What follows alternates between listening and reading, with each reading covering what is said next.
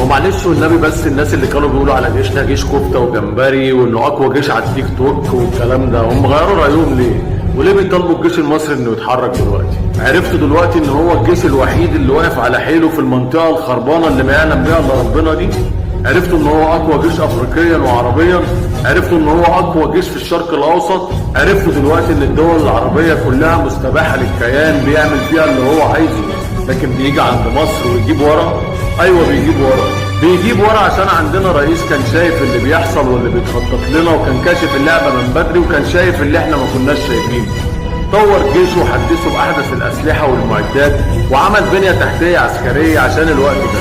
عموما ما تستعجلوش، هي كده جايه وقربت قوي. كل اللي مطلوب منك انك تقف مع بلدك وفي ظهر جيش بلدك.